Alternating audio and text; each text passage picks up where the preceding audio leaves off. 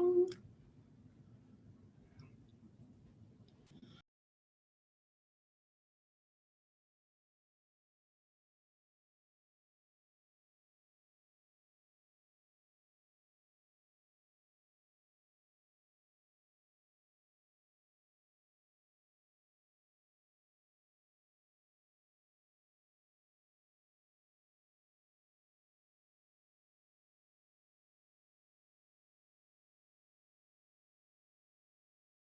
Just not an It's the Wi-Fi. I can street too, like I get stuff on my phone. 10 minutes sometimes before.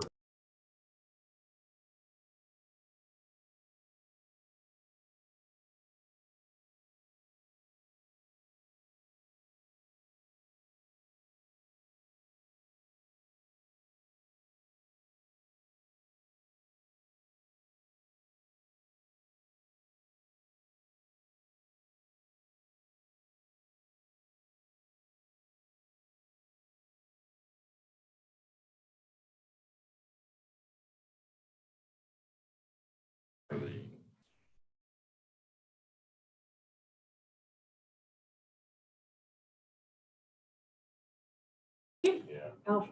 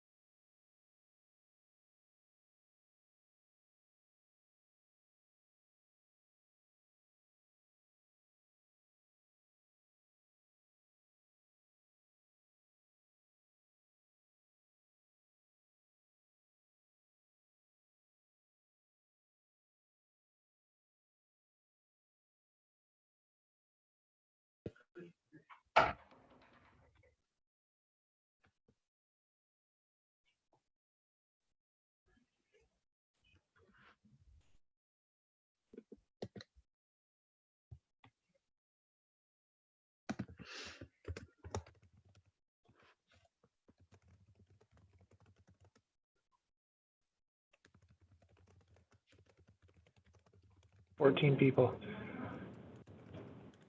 Hello. Hi there. Oh, just have to make sure we mute everything.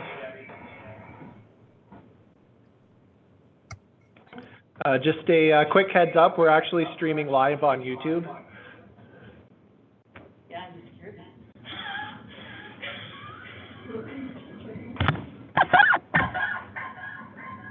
Is that,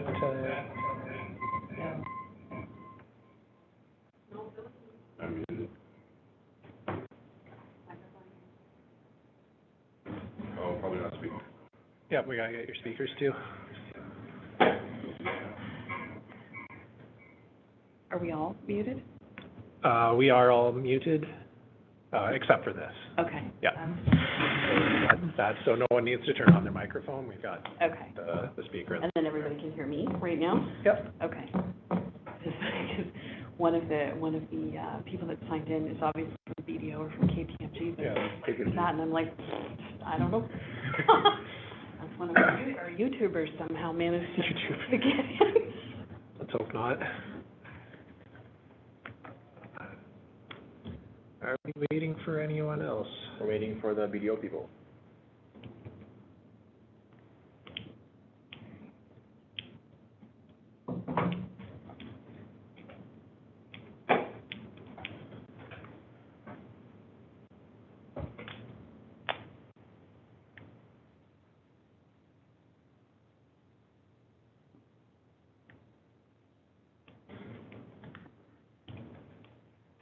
Yeah, we definitely need some background music. Yeah, we absolutely need. Just a little something.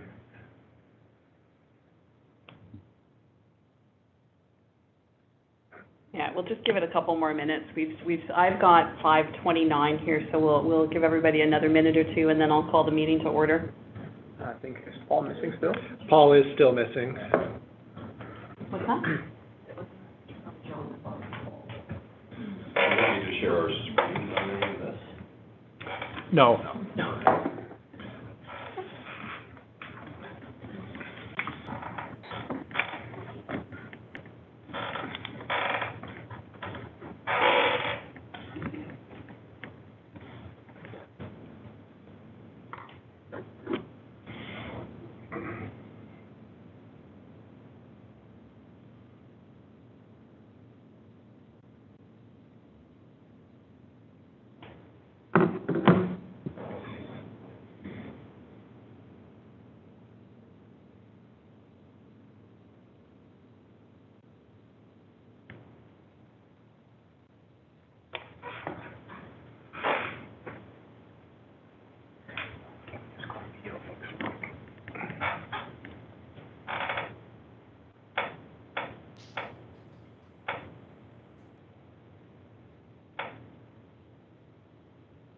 Oh, there's Paul.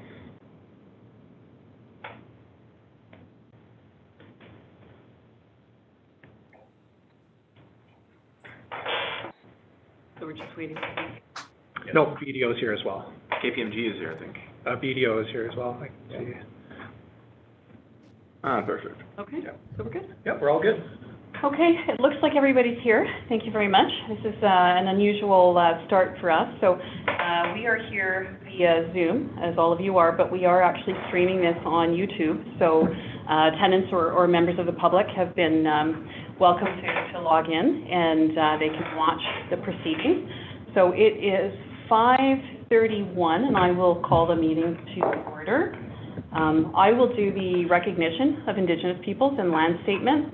So we would like to begin by acknowledging the treaty territory of the Anishinaabe, which is defined by the within the pre-Confederation Treaty, known as the London Township Treaty of 1796. Throughout time, this region has also become the current home to the Haudenosaunee and the Lenni Lenape nations.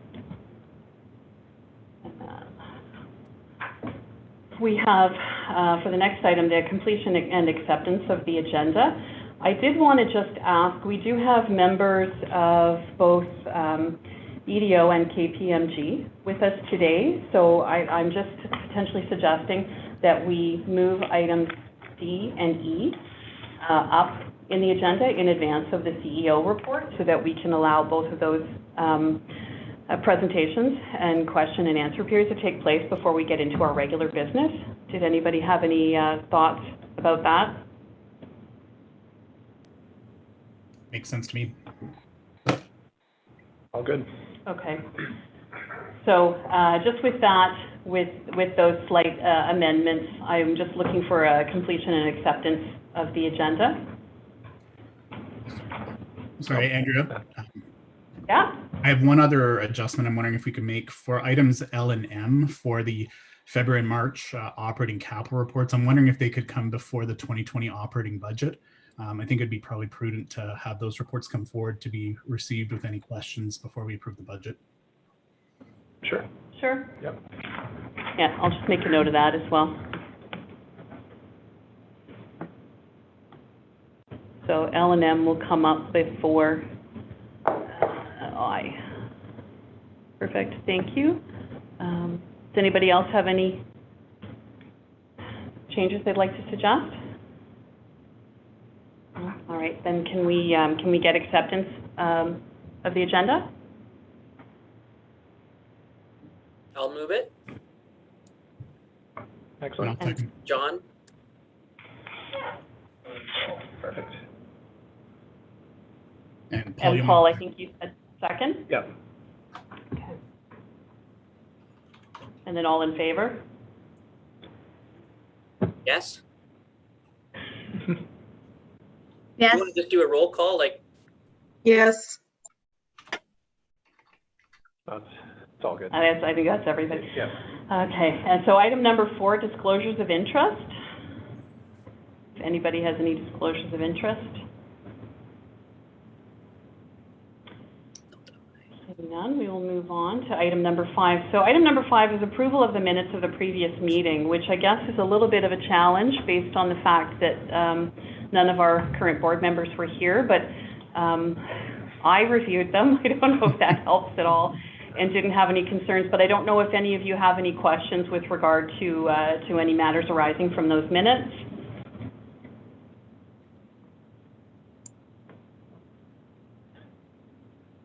No? No? Okay. Communications, the next item, we just shared the one communication from the City Clerk's office with regard to the AGM. So that's been put in there for your information. That was the only addition for communications. And then delegation, obviously we will be hearing from BDO as well as from KPMG for their presentations once we get into our reports and businesses. And I think Tyler is going to take us into the next section, which is the election of the board chair and vice chair. Yes, good evening, everyone. To get started, we have to do an election of a board chair and a board vice chair. Hopefully, the positions will be acclaimed, but if we do have to have a vote, we can figure out a way of doing that over Zoom. Is there anyone that would like to stand for election for the board chair position? I'll stand. Paul, excellent. Is there anyone else that would like to stand for board chair? Going once. Excellent. Paul, you are the board chair by acclamation. Now we also have a vice chair position. The vice chair position is really kind of help in case of an emergency where we need to have another signing authority, and also to help out with some of the board chair activities. Would anyone like to stand for board vice chair? I'll stand. Excellent. Rosanna, is there anyone else who would like to stand for board vice chair?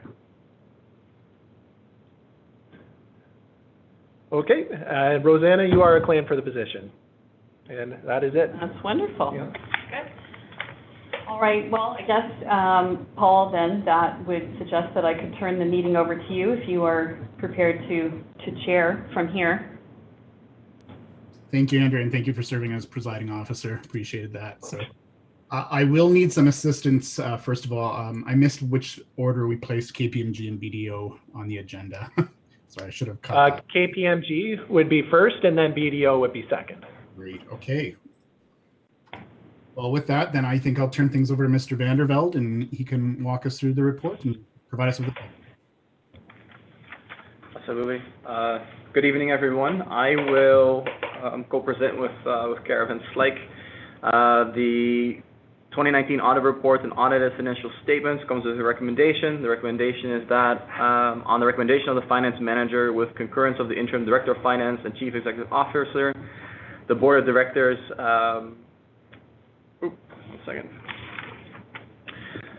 The board of directors received the audit findings report for information, and that the board of directors approved the audited financial statements as appended in report 2020-21, I believe.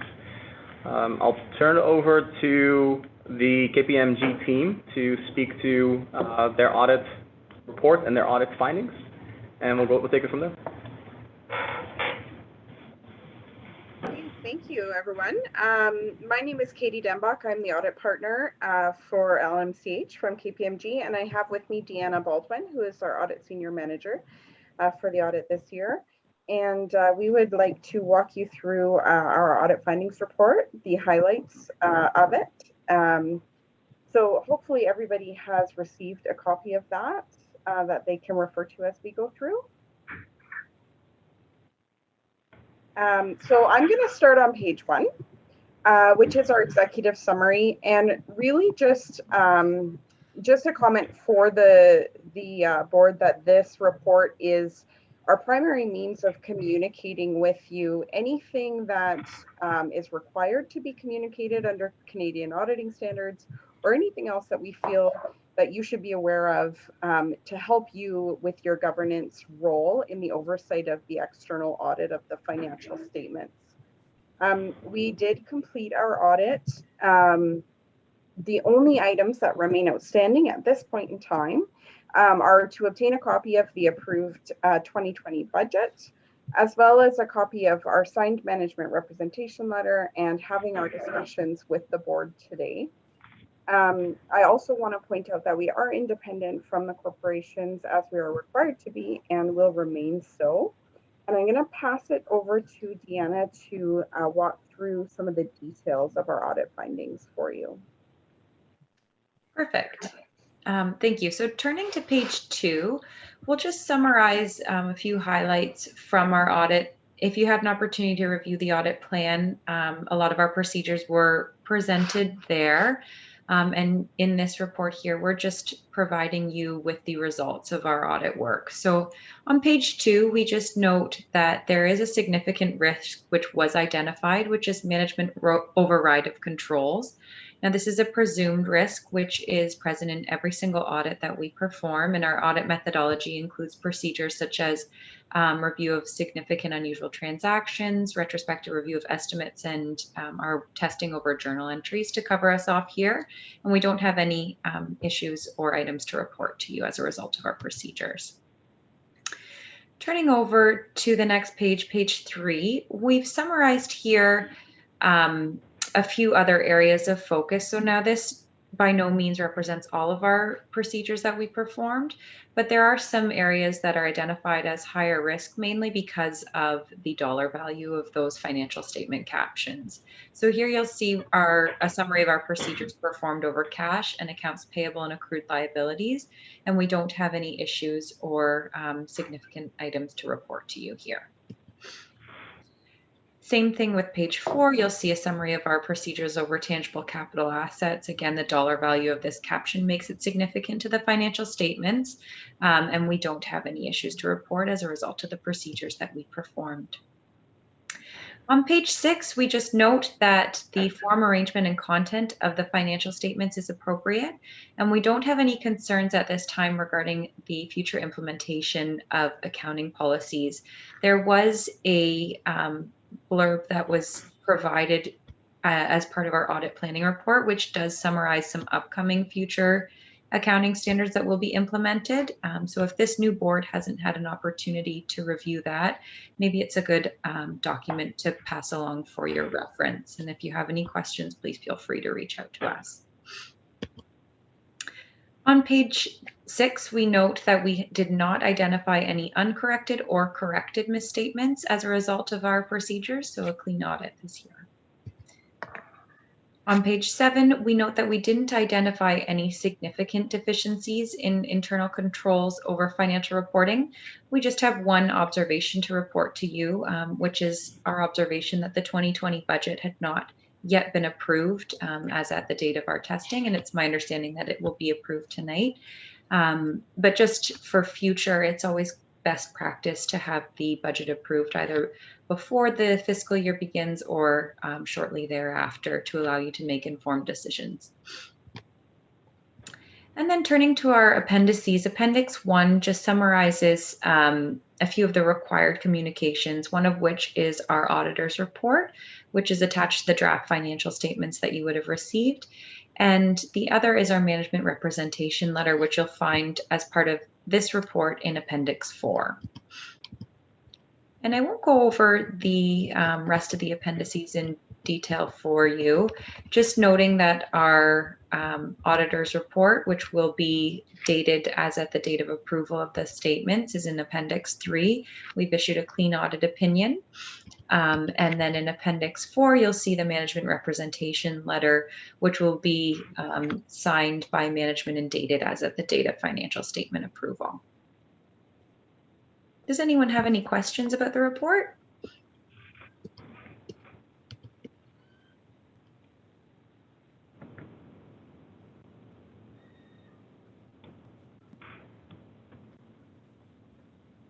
Let's maybe one more time. Any further questions for either the auditors or for staff?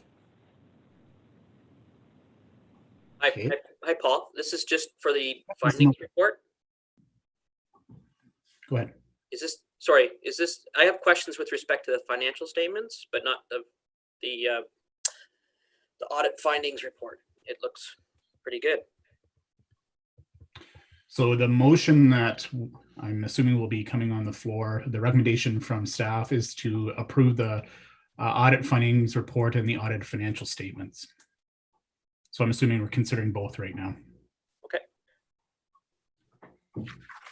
So John, did you want to ask questions related to that then? Well, I just didn't know if staff was going to do like a quick summary of the financial statements, or I just have some questions with respect to statement of operations mainly, and I have a few questions on some of the notes too. So I guess I'll just ask them. I just noticed that the salaries, wages, and employee benefits were slightly over budget. And I just didn't know if there was some significant reasons for that. It's like the actuals were 5.6 million compared to a budget of 5.1.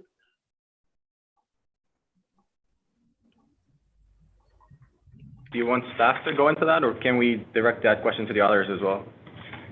It doesn't matter to me. I just was curious why that was over budget. Mr. Van Velde. We did engage a few new staff members over the course of 2019, and that's what represents that increase.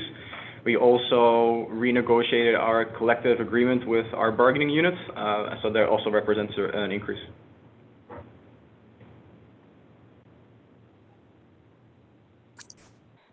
Similarly, just maybe highlight some of the major reasons why in the category building general, it was over about $600,000, it looks like.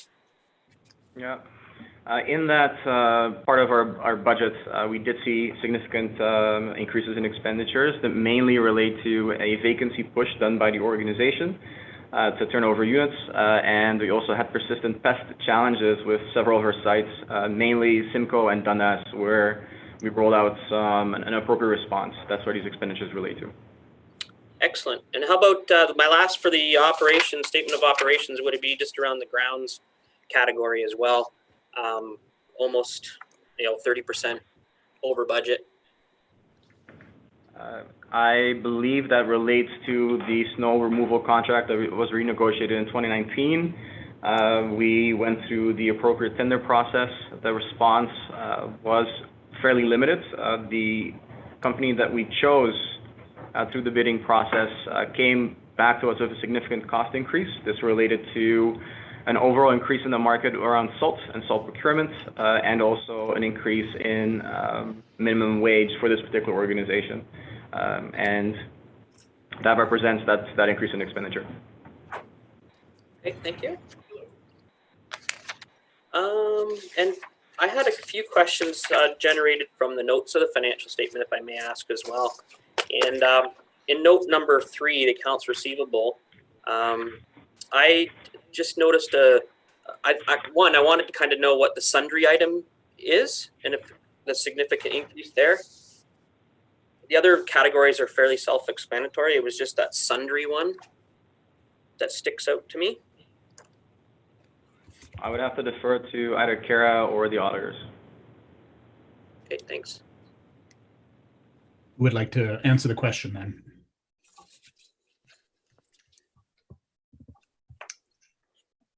Is anyone able to answer Mr. Milson's question? I can just take a peek if you give me 1 minute. Please do.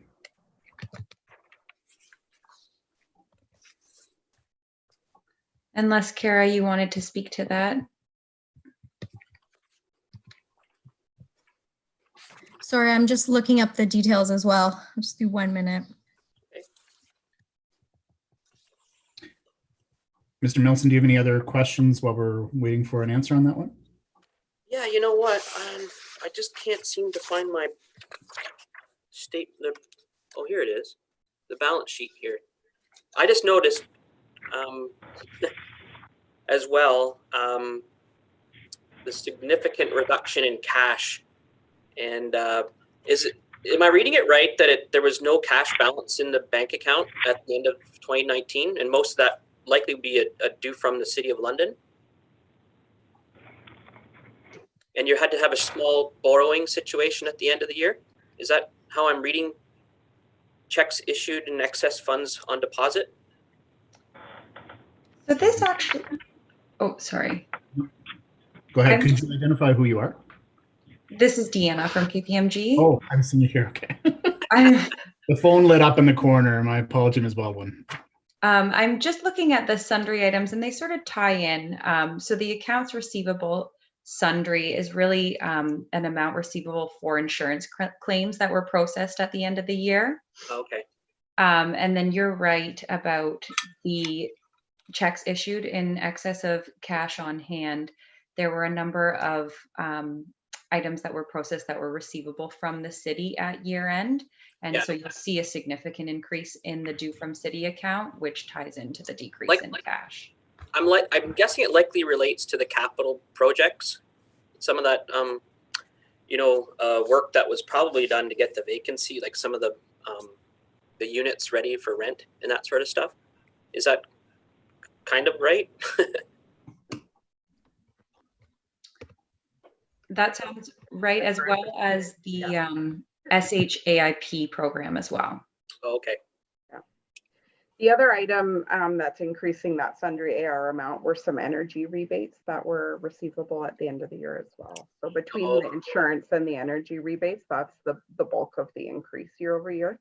Okay, thank you. You're welcome. And just my last question on the balance sheet there is the prepaid expenses. Just kind of curious, just in general perspective, what those might be. Mr. Van Velde? I'll defer this one to Kara.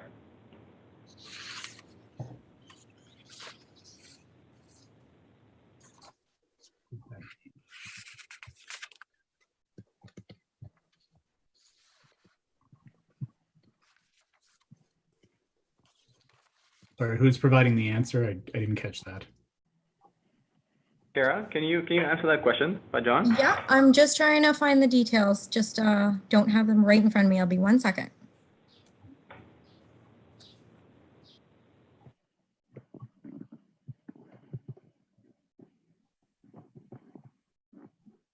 Well, just while she's looking that up, just so you're aware, that's Kara Vance. Like, she's our finance manager here at London Housing. Oh, great.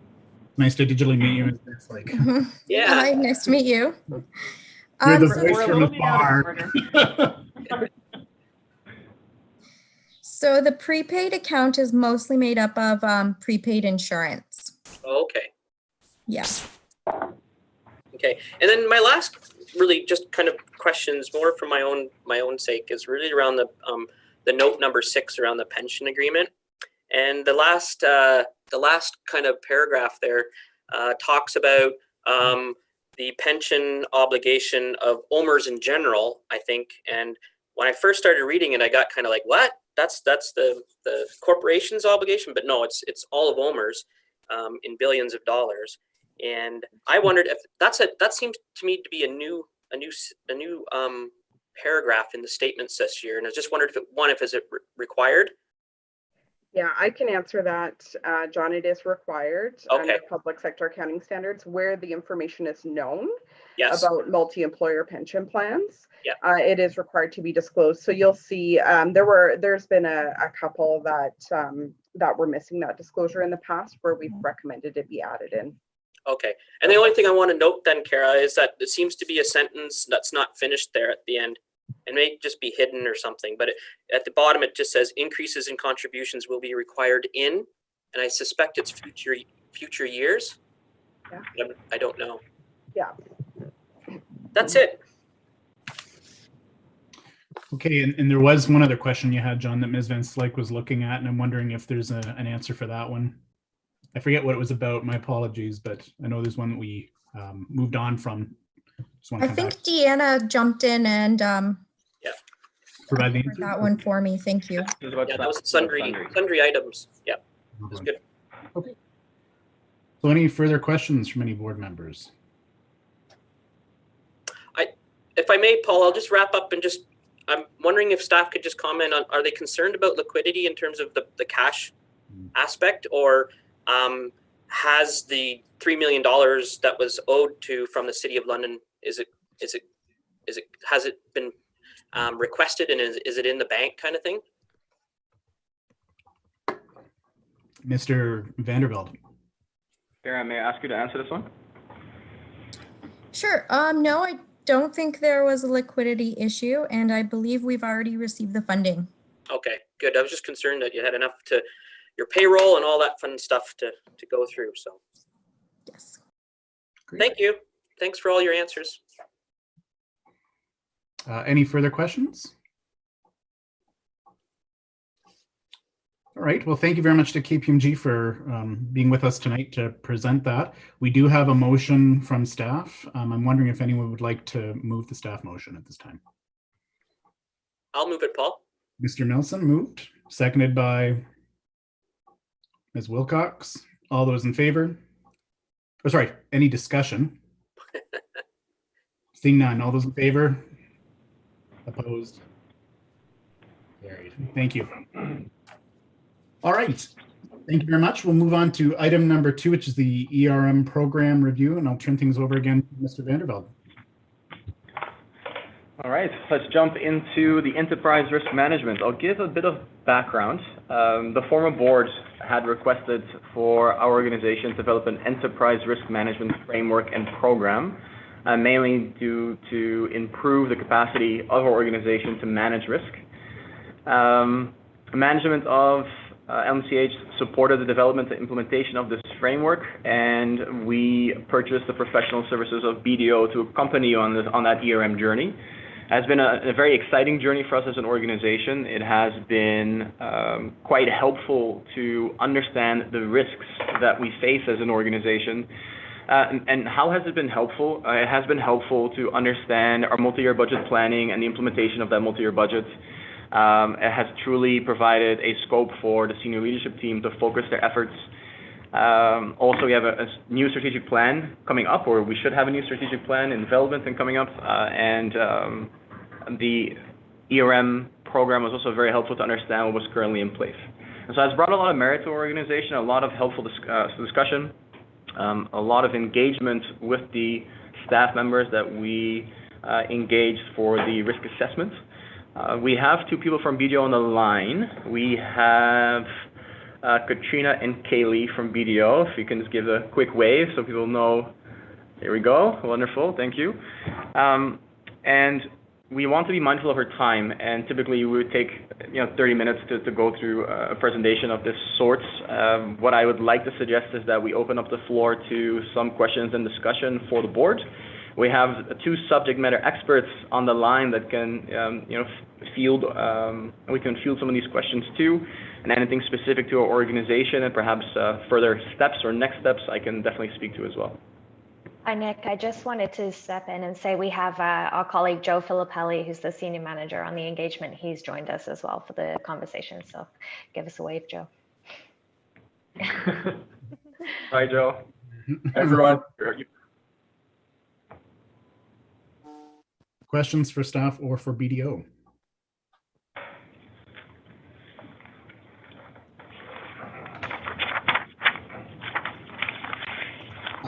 None. I do actually have one. I'm going to ask from the chair, and I hope you'll forgive me for that, not to engage in debate. But the question is, we're being asked to receive the report for information purposes at this time, but I note that the document provides a framework and it provides policy as well. So I'm just wondering what the next steps are, if we're going to be having this returned for approval at some point, or if it's just an internal document, it's just for reference. I guess that depends on how it's actually going to be actioned throughout the organization. That's a great question. I think that there are two approaches that you can take through ERM implementation from what I understand. There's a formal approach, there's an informal approach. We have decided to go with the informal manner of incorporating ERM into our organization. So that looks in various ways, and we can speak to that for sure. The framework and the policy is a guideline for the board of directors and SOT to understand roles and responsibilities, etc. If desired, we can move to a situation where we get that approved by the board and add it to the policies and bylaws that we currently have, or we can continue to do so in an informal style where the ERM committee, currently comprised of several staff members, take on that responsibility to keep that program alive. So there's really two ways of doing that. So I'll ask again, is there a recommendation then on what you think we should be doing on this, Mr. Vandervelde? I recognize there's options, but I'm wondering if you have a recommendation on it. I think the recommendation, especially for the new board of directors coming in, is to receive this report for information purposes, and we can have some offline discussion to see if we need to move this forward to an official approval by the board, where we add the policies and the framework to the overall fabric of the organization, so to speak. Okay. So perhaps you could bring in a follow-up report in about 6 months or something like that, and that'd be great. Further questions from any board members? We do have a staff motion to receive for information purposes. Is there a mover of the motion? Ms. Wilcox, is there a seconder? Ms. Anderson, any discussion on the motion? Seeing none, call it, vote in favor. Opposed? Any abstentions? It's carried. Thank you very much. Well, thank you to staff for all your hard work, and thank you very much to BDO for assisting us with this. It's an exciting initiative. Thank you. Thank you. Thank you. Thank you. Moving along, we'll go into the CEO report, and I'll turn things over to Ms. McKenzie. Thank you very much. In advance of my starting the CEO report, I will identify, I did use a few acronyms in my report, so I'm going to make a concerted effort moving forward not to do that. I recognize that I'm probably just used to my previous board who had a bit more housing experience in particular, but I will try to refrain from using acronyms in the future. So I don't have much more beyond what's already written in the report.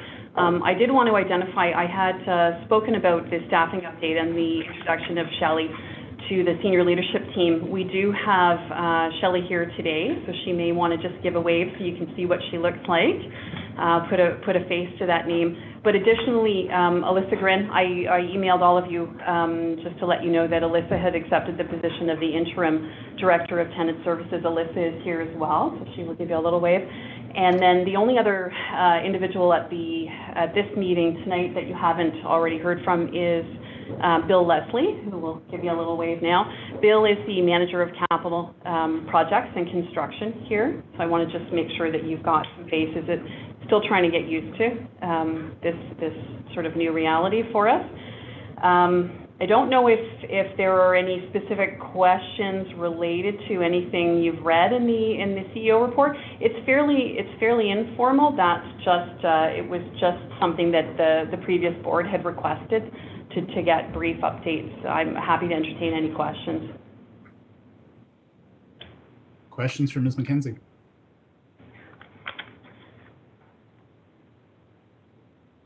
Ms. Wilcox? Hi there. Are you anticipating, in terms of the redesign of the office, any impacts or delays to that given COVID-19? Thank you for the question. Currently, what renovations are taking place are actually able to continue to happen through COVID-19. We have a reduced number of staff in the office, so we've taken the opportunity, and hopefully all of you will be able to see this in the future if you're able to actually come to our offices for a meeting. We had sort of an executive wing, I'll call it, of offices where we had the four senior leadership team members had larger offices, so we've taken the opportunity to make those offices a little bit more practical and useful. So we've turned those four actually into 7 office spaces, and that's to help accommodate some of the new staff that are going to be coming on board with the business case 19. We have a few individuals that are going to need that space.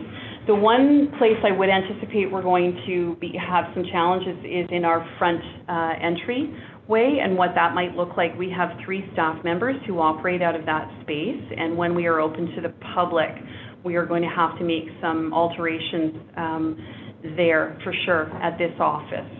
We are also just starting to plan how we are going to alter and change any of the spaces out in the field. We have community relations staff and community development staff that go out to the sites, out to the units, and have office space there. So it's how we're going to have to reconfigure some of that office space to make it sort of compliant with health, the health parameters from the health unit or from the province. But we haven't finalized those plans yet, Roseanne. Okay, thank you. Any further questions for Ms. McKenzie? Seeing none, Mr. Padgett, just for some procedural advice, is the CEO's report normally approved or received by the board formally or not?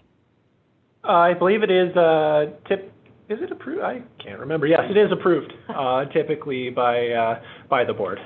Okay. So at this point, I'll entertain a motion to approve the CEO's report.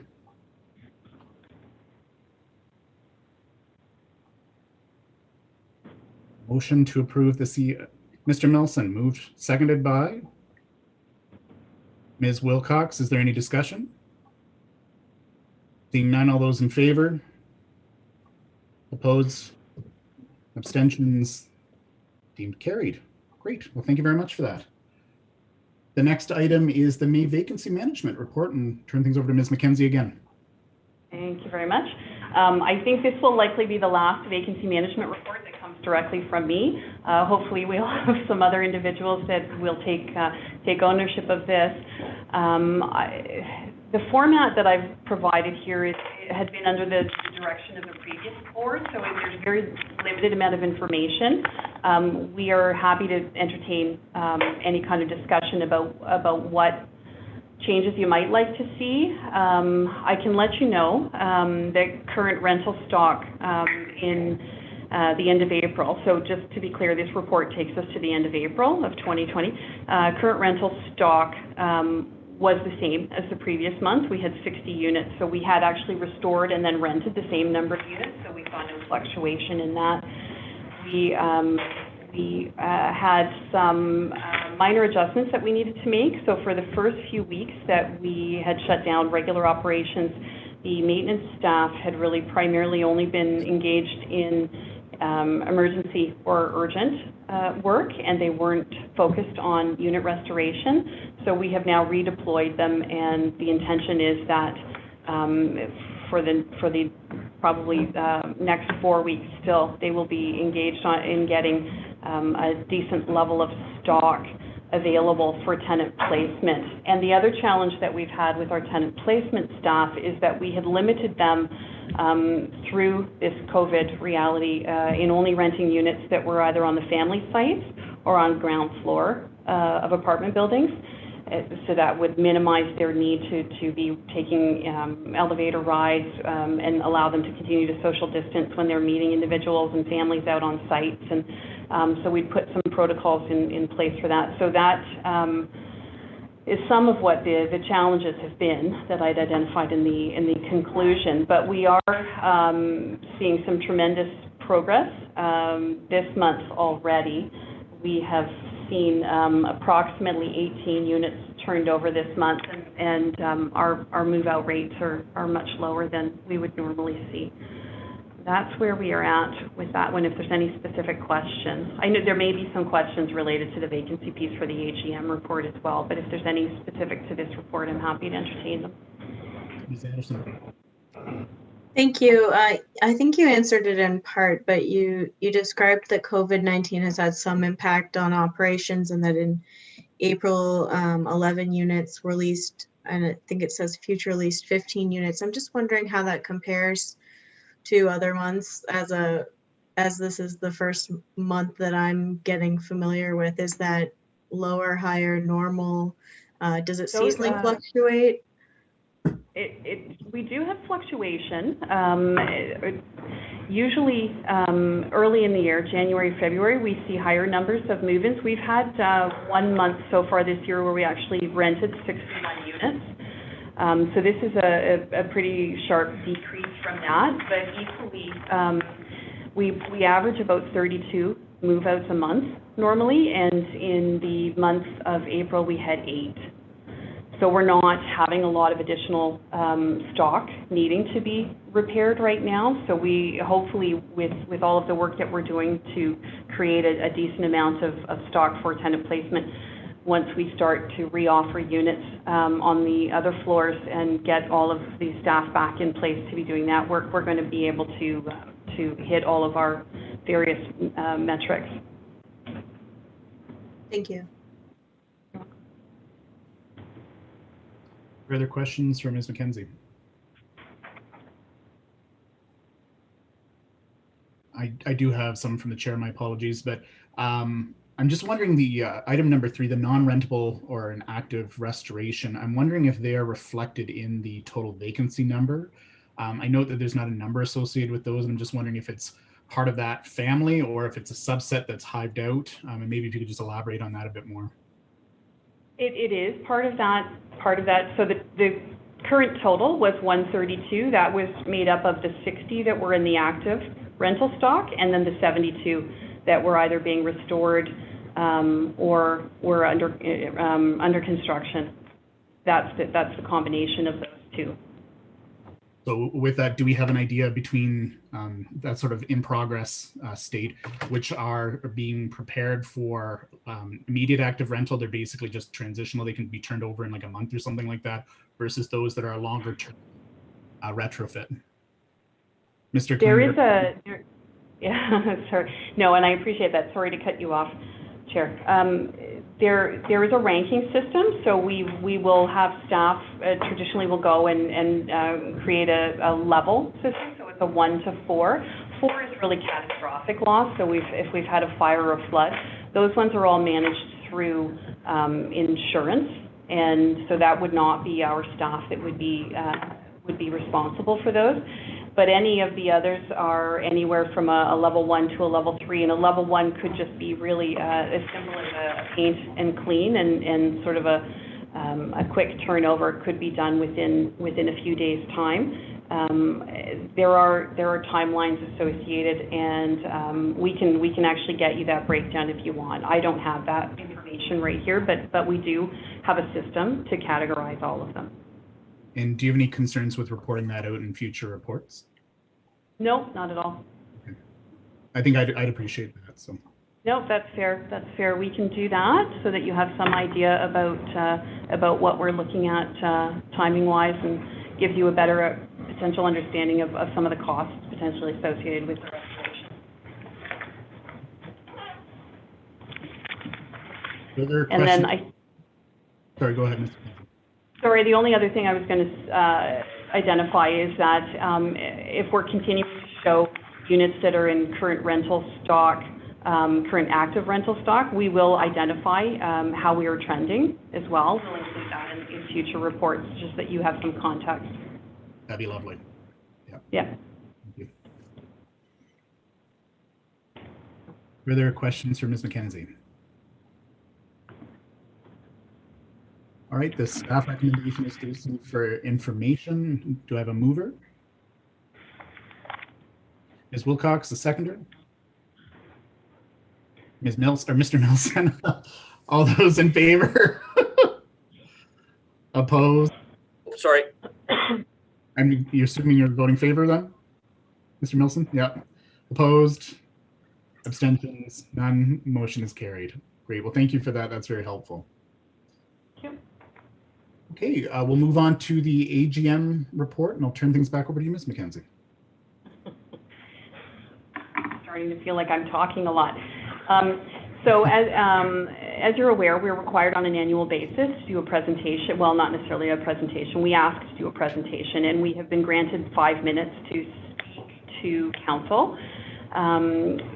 We did have some sort of general guidelines from our previous board about what they would like the AGM report to look like this year. So we have tried to capture that.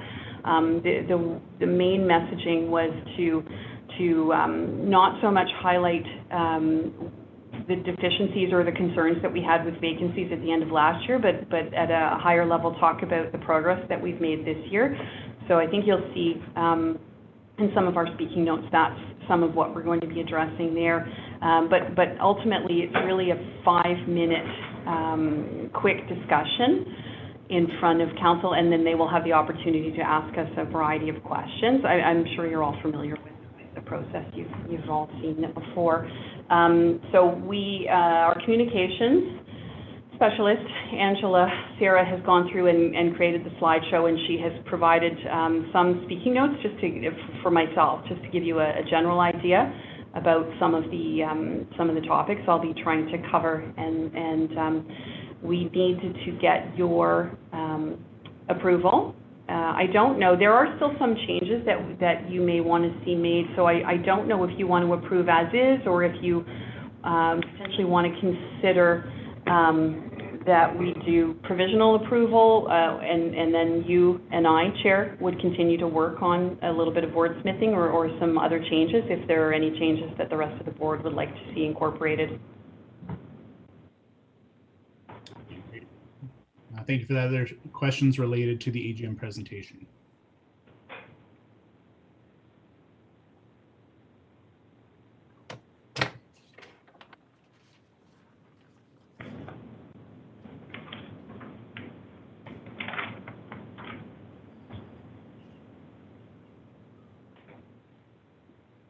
So I do have a couple. I'm just wondering, sure. I'm finding the presentation, I think, would benefit from a bit more structure in terms of it's a lot of good information, but it seems to need a bit of an order to it as well. So I don't know, if an intro slide that helps identify right up front the story, for lack of a better term, that we're looking to tell with the presentation. I think that would be helpful. I know we're doing really excellent work on our community supports initiatives, but I do note that 3 of the slides are devoted to that, and there's only a few that are related to some of the financial matters that I know the shareholders had quite a bit of interest in. And I know at the multi-year budget presentation, they had a lot of interest in things like security and the pest management and a lot of those things. So I'm wondering if some of that could be brought out a bit more in the presentation and highlighted. I think that would be really beneficial. Yeah, no, and that makes sense. Part of the direction from the previous board was certainly to talk a little bit about the progress that we've started to make with the multi-year budget and around the security and the additional positions. So I am prepared to speak to some of that. We can put a slide in there. It's always a funny balance, Paul. I will tell you, just because we're reporting on last year's. Yes. stuff. And so, but I get your point, and I know exactly, right, the questions are going to relate to security. There's probably going to be some questions related to COVID, certainly about our capital. So we will speak to some of that, but I'm happy to continue to work with Angela if need be. We've still got another week to finalize the documents before it needs to go into to the city clerk's office. Okay.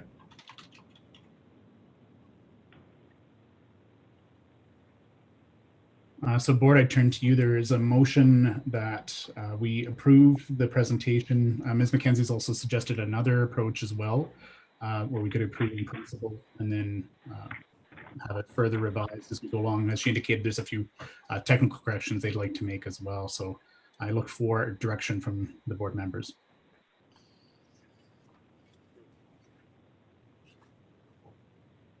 Well, I like the second option of provisional approval and then giving you time to work on it with Ms. McKenzie. That seems to make a lot of sense. Okay. So it's a motion moved by Ms. Wilcox. Is there a seconder? Ms. Anderson, further discussion on that?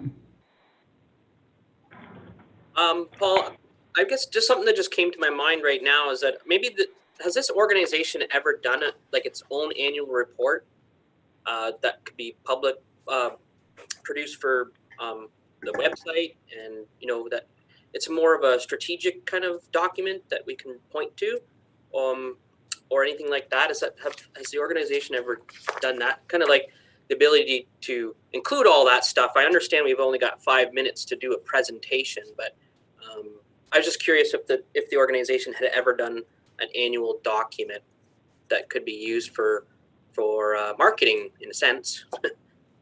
Not really marketing. No, not.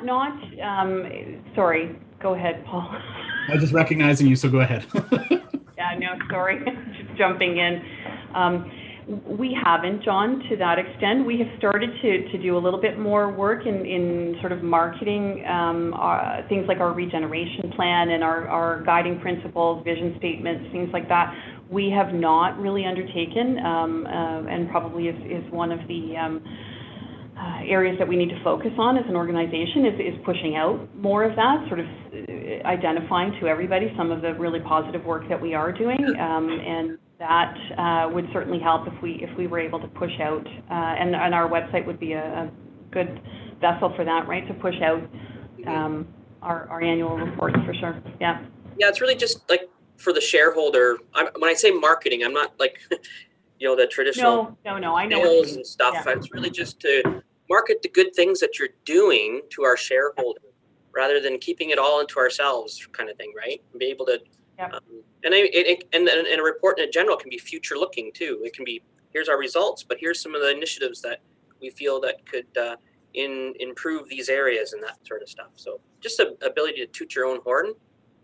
Yeah. Yeah, we're not traditionally good at that, but we will work on getting better at that. No, I was just curious if you had ever done it in the past without. Yeah. So good. Any further discussion? All right, does anyone need the motion read at all? It's been moved and seconded. No. Seeing no nods. All those in favor of the motion? All those opposed? No abstentions. Is carried. Great. Thanks a lot. Thank you for all the hard work on that. Okay. Juggling multiple monitors here, and I think we're all doing that right now. Where did I put my package? I believe the next item is the KPI and key performance indicators for February and March. Mr. Yeah, let's dive into this one. 6 months ago, we hired a KPI and business analyst to provide the organization with a structured framework and to some degree a benchmark for KPIs and some of the data that is present in our organization. And mainly this was done to move forward on data-driven decisions and decision making. It's been a very interesting process getting that integrated into the organization. The report that you have in front of you displays the KPIs for February and March. The KPI and the KPI structure was approved by two boards of directors ago, and it displays different metrics and different data that was relevant and important to that particular board of directors.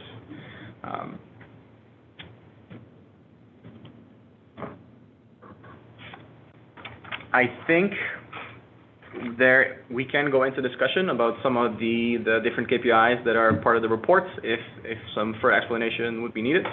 But before we go there, I'll open it up and ask if there's some discussion to be had.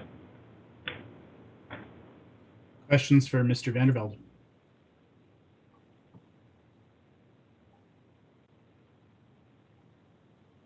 Seeing none, I've got a question. I'm just wondering how well you're finding the data is in your decision making, what you're learning from it, how you're incorporating it as you go along. Yeah, great question. Thank you. It has been challenging to some degree. This is an organization that still has some formats that are very paper-based, and so that has been challenging. There's also many really great things in place, and so Joseph, our KPI and business analyst, is really looking at putting that all together and structuring that and doing performing actions such as data audits, constantly looking at benchmarking, working with other LHCs with some of their frameworks and looking at what data they're collecting and bringing those learnings back into the organization. I think what has been very interesting to learn on a personal level, but also really for the finance department, is this idea of a data integrity spectrum, which you can find in the appendix of the report, that really kind of speaks to how mature is this organization in capturing data, auditing the data, and then using the data for decision making moving forward. And so there was an assessment made by Joseph at the beginning of his employment here with the corporation, and then there was a plan made that kind of moves us along the line of that data spectrum or continuum. And so that's very much the work that we aim to keep doing forward. As I planted the seed the first time we met, I hope there is an openness to working with the organization and potentially looking at KPIs that matter to this particular board or our ecosystem for this particular year. And so there's definitely openness and willingness to work with the board on these KPIs and really on the data structure that we are going to keep improving on as we move forward. And just one other quick question from me, and I should probably know this answer, but I'm just wondering if the KPIs arose from the strategic plan that's finishing up this year, or if it was an independent initiative that came separately. If I understand it correctly, it was tied to the current strategic plan. So that's the plan that I believe has been leading us for 4 years.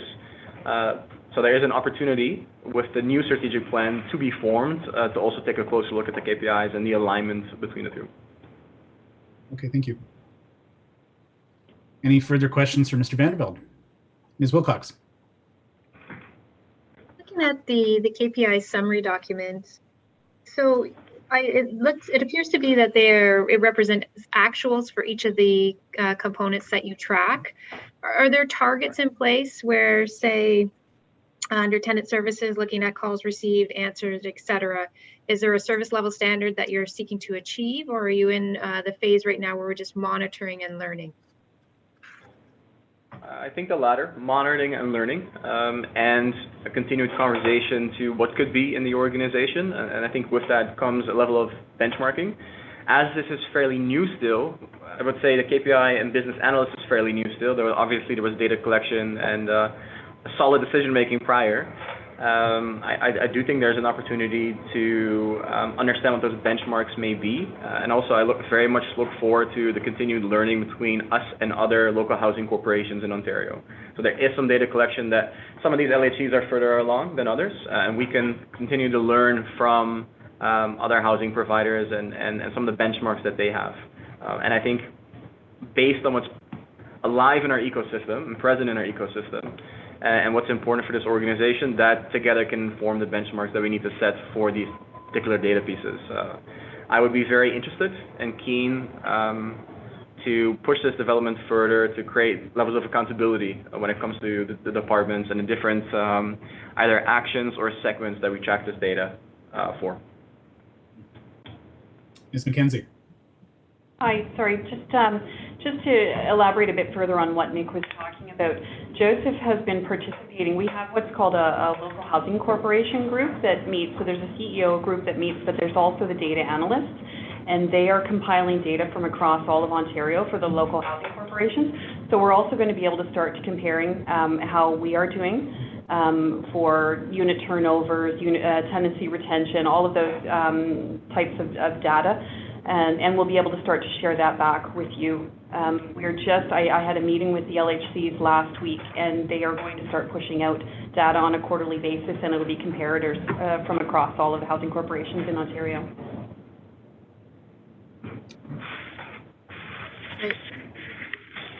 Further question?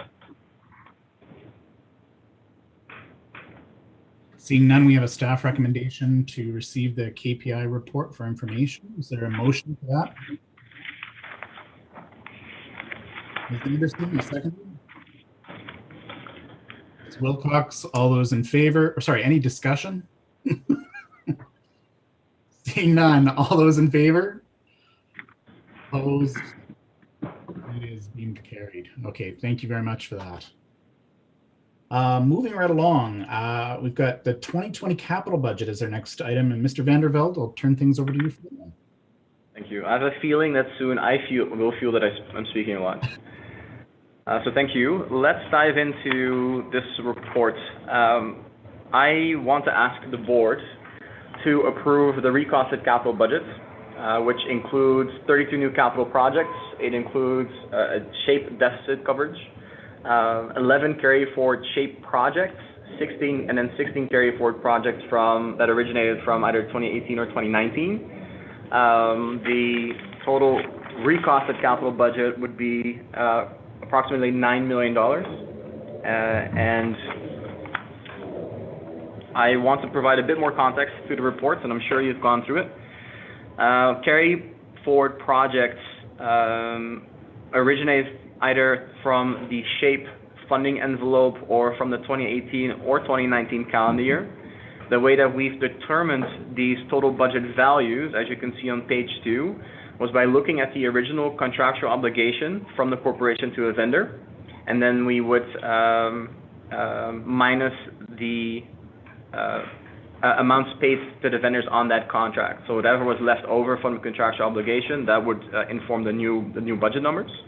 And then we essentially added the carry-forward projects to the $4 million budget that was approved by our previous board, which includes the 2020 capital projects, so new projects that weren't started yet back in January, and then the SHAPE deficit as denoted in the report. So if there are any questions, I will gladly open it up for discussion. Questions for Mr. Vandervelde?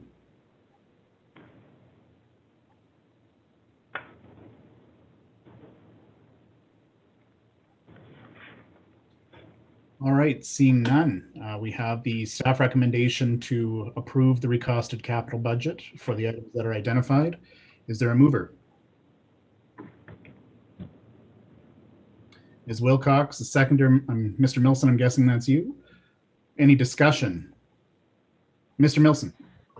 Sorry, I did have one question. I was just shifting my papers around.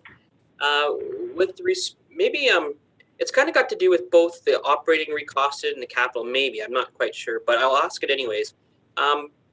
In terms of the business cases that were provided to the city of the council and been approved, I know number 19 is in the operating side, but there's two others that I wasn't quite sure where they might be in your capital budget. I'm assuming they're capital. It's the infrastructure gap and the co-investment with Cmhc. And I wondered if these recosted capital budgets include any of that funding that's coming, or how might how might that be incorporated in this budget in the future?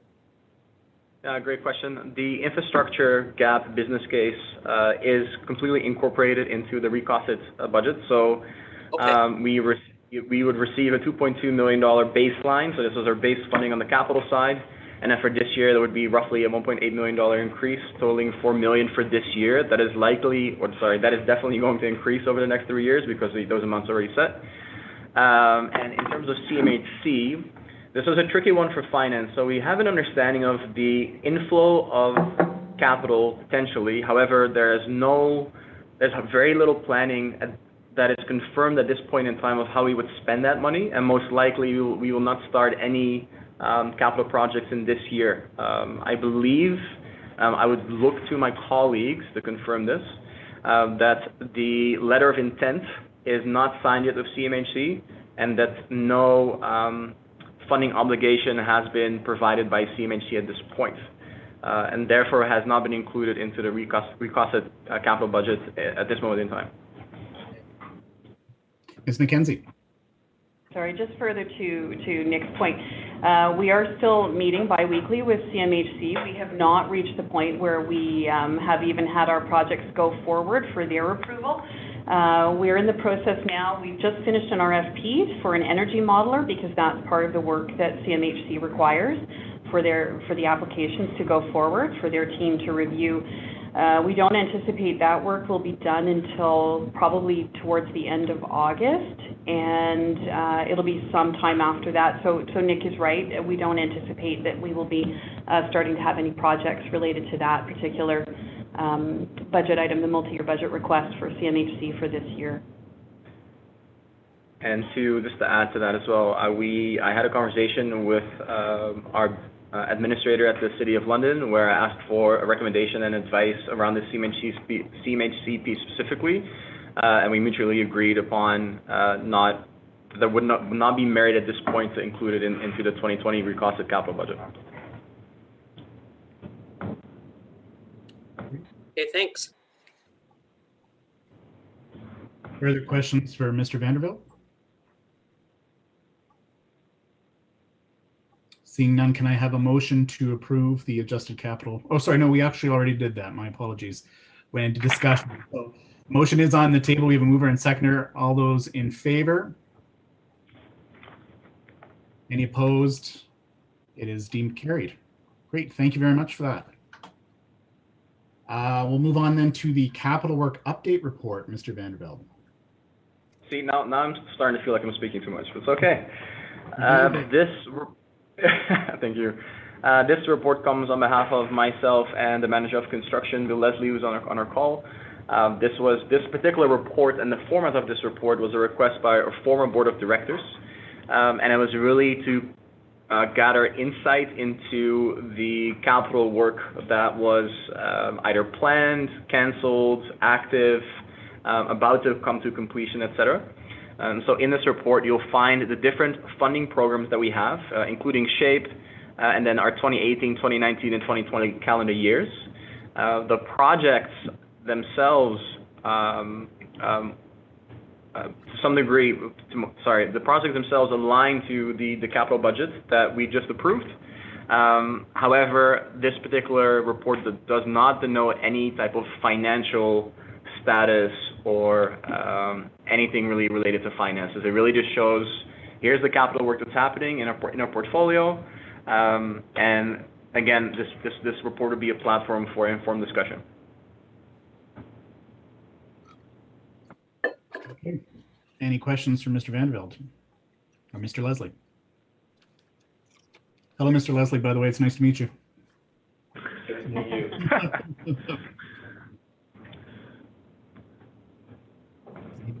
None. I think I might have one. Just a second, Paul. For sure, John. Apologies if I'm moving too fast. It's a little. No, I think it's not you. It's me. So on page 97 of the agenda, there's the list of 2019 capital projects, and there was a number of them that canceled, and I just wondered if staff could talk to why they were canceled. I'm just going to look to Bill. Bill, may I ask you to answer that question, or would you want me to answer it? No, I can answer. So for the 2019, for the canceled projects, here, I'm showing that there's one on there that's canceled. Yeah, I don't know. Just got the report.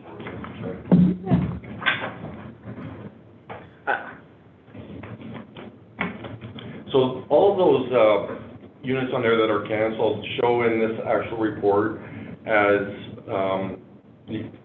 the projects are still there. They've been renumbered to reflect the 2020 capital number. So there was only one that was taken out of there. It was a generator replacement. There were 3 generators, and now just due to the actual cost of the project, we went down to 2. But everything else was carried over to 2020. To build on what Bill's saying, so the terminology canceled does not mean that we had a financial obligation and we canceled while we had an obligation. These are planned projects that then didn't move forward for whatever reason or argument. I get it now. They're moved forward to 2020, not necessarily canceled. Got it. Further questions on the report?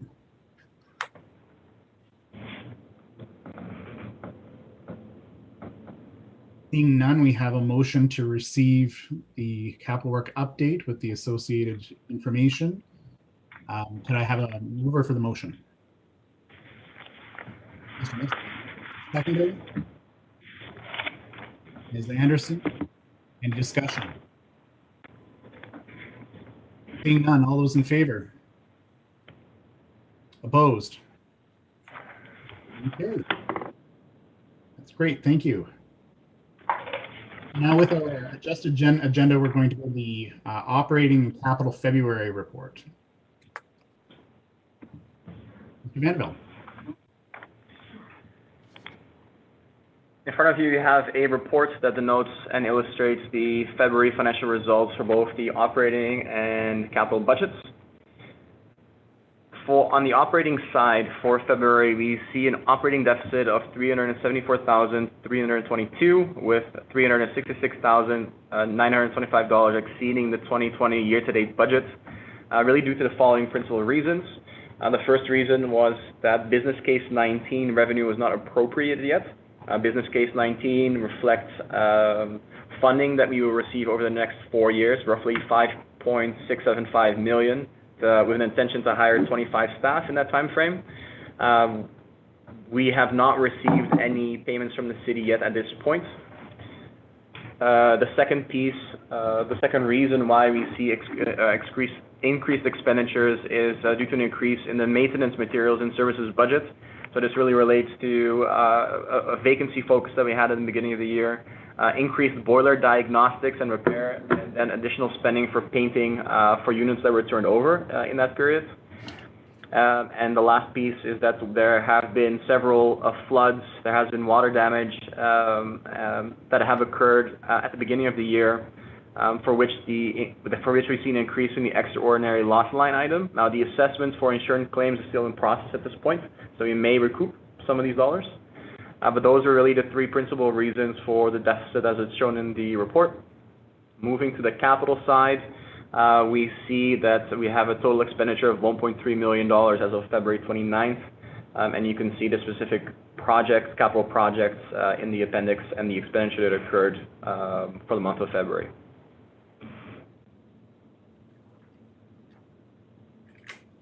Questions for Mr. Vandervelde? I have one, Paul. Milson. So this organization reports financially on a monthly basis, I take it, rather than a quarterly basis. Right now, it's stating that there's going to be a deficit. What's staff's opinion or feeling about that continuing? Like, is there any forecasting done? Yes, forecasting is done. We can add that to the monthly reporting going forward. Okay, I'm not suggesting to do that. I mean, it's really just about. I'm just wondering if a more, I don't know how to say this. Really, just is a quarterly financial update with forecast appropriate. I wouldn't want you to go and do a lot of work every month for forecasting. I don't want to make a work project. It's really just, when we hear about deficits, it's scary, and I just don't know how that's going to look going forward. I mean, a lot of this deficit likely is related to the fact that your business case appropriation it's more of a cash flow thing. It's not, once we prove the budget tonight, maybe that deficit goes away. I'm not sure, but I guess I don't necessarily want you to do a monthly forecasting. It's really just, when I hear deficits, it's scary, and how are we going to mitigate it, right? So that's kind of where where I'm coming from on this particular question. So for example, like you mentioned 25 new staff, and that was probably requested for a full year budget, but we probably haven't hired any staff yet. There should be some savings probably associated with those 25 new positions, outside of maybe some one-time costs that you might think about covering in with that surplus, particularly related to those positions. So sorry, Nick, I don't necessarily mean the organization to have a forecasting every month. I'm used to a quarterly financial state or a quarterly monitoring report with some kind of forecasting out to the end of the year and updated on a quarterly basis. That's what I'm used to, but if there's a question in there or not, but there's a couple. May I respond? Yeah. Mr. Vanderbilt. I'll respond. These are great notes and great questions. The first board of directors that I served requested a quarterly update and reporting, which was much more favorable for our finance department in terms of the work that we have to do. So I would be fully in favor of shifting to a quarterly reporting mechanism. Your question initially was, how does staff feel about the deficit and deficit ongoing? The staff would feel concerned if the deficit would remain, and we are taking appropriate measures to decrease the deficit. And a side note, the City of London has made it crystal clear that this year, especially due to COVID and some of the deficits that they will run, that we cannot come back to the city at the end of the year with an operating deficit. And so we have to mitigate this within our own budgets. We have a few tools in our toolbox in order to do that. One is the zero-based budget approach, where staff understand the line items on a line-by-line basis. They also have the ability to push expenditures back into the year so we can mitigate cash flow challenges. But we also have a better understanding of the expenses that would happen earlier on in the year, so we can make decisions at the end of the year if we have to move forward on XYZ expenditures. And it's also quite exciting that we have Shelley on board as a new director, where there will be more. Previously, we did not have a director of asset management and property services. I believe it has been 20 weeks. I'm not sure I'm saying that correctly. 20 weeks since we've had a director. I haven't been tracking the weeks. I believe mid-December. Yeah, it's been quite some time, and so I feel very confident in her ability to manage costs. A lot of the overages that you'll see in our budget really relate to that section of our organization. And I feel very confident that together with the team, with the insight that we have and the accompanying that finance will do with the rest of the departments, that we can get that deficit down. And I think that would be, a very appropriate response to some of the comments that you just made. I also just want to highlight that the 25 staff, or the intention of hiring 25 staff, that's over a 4-year trajectory. It would be 12 for this particular year. Okay. So do you have you haven't hired any of those 12 yet, right? We are currently in the process of finalizing several job descriptions. I know that we will look to hire quite soon for several of these positions. So yeah, and also we're in the trajectory of modifying our office so we can actually provide seating capacity to the new staff that we'll bring on. So there's what I'm trying to say. There's a lot of work that we're doing right now in order to accompany business case 19 and some of the additional monies that we're getting from the shareholder. Further questions? I've got some. Just to build on John's ask, I definitely would support that as well. I'd find it very helpful to have some quarterly forecasting too. That would be great. The one question I'd had, and the reason why I asked for it to be before the operating budget, is I'm just wondering how much we factored in the non-cash flow component of the deficit into the revised budget that is coming before us today, if at all. So is it reflected in an updated budget, or is it a January 1st budget that doesn't reflect the experience that we've seen to date? Maybe the latter. Okay.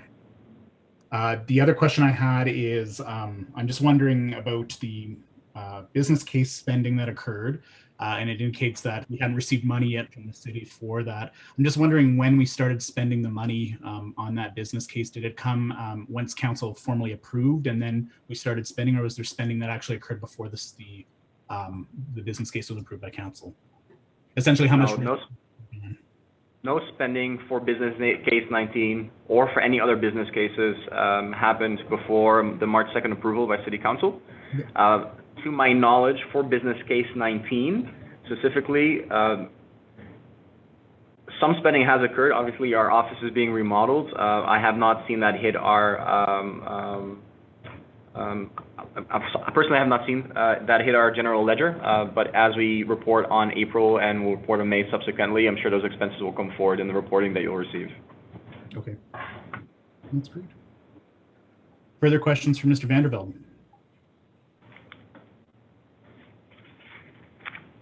All right, seeing none, we have a motion to receive the February financial summary report for capital and operating. Is there a mover of that motion? Ms. Wilcox, the seconder. Mr. Milson, all those in favor? Oh, any discussion? Seeing none, all those in favor? Opposed? It's carried. Great, thank you for that. We'll move then into the March report.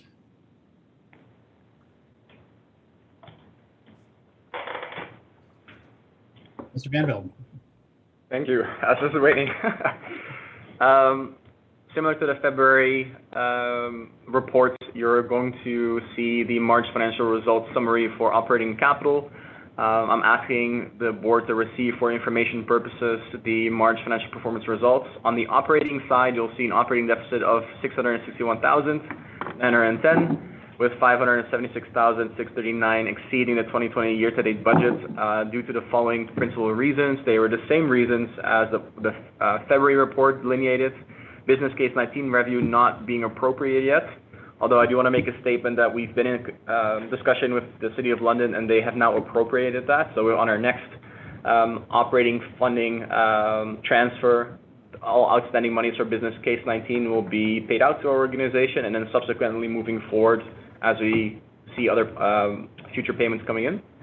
The second principal reason, again, comes back to an expenditure increase in the maintenance, materials, and services budget. So again, there was a vacancy and unit turnover focus. We had some challenges with with some of our boilers, and we are experiencing some pest control issues at various sites. So obviously, we're doing our best to mitigate those costs with the best of our within our intention and possibility. And then the last reason is several fires and floods that have occurred at the beginning of the year. We've seen an increase in the extraordinary loss item, and once more, assessment for insurance claims is in process, so there is a chance we will receive some of those monies back. On the capital side, for the financial performance results for March, you'll see that we have a total expenditure of $2.1 million, roughly, on the capital budgets that are open and that were part of the budget. And that's it for my report. Great, thank you. Questions from Mr. Vanderbilt?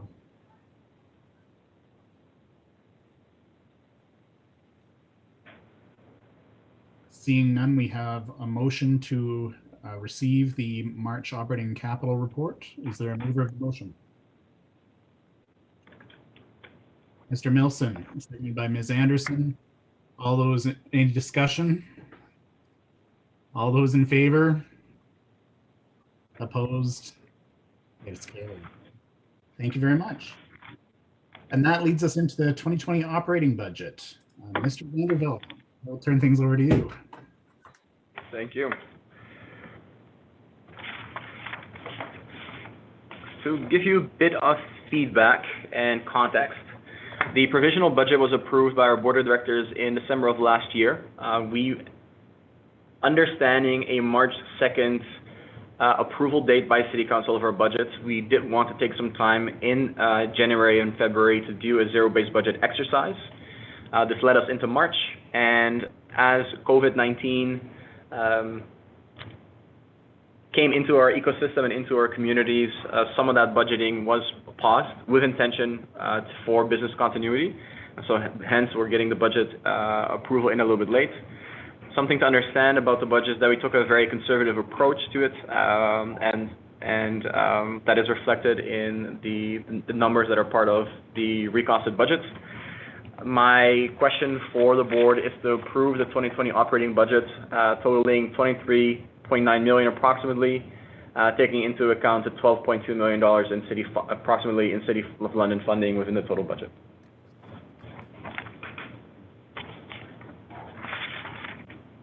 Questions from Mr. Vanderbilt?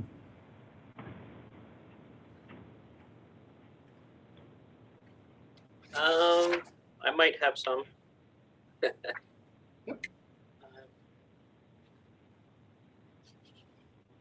Ms. Wilcox or Ms. Anderson, do you have any while we're waiting?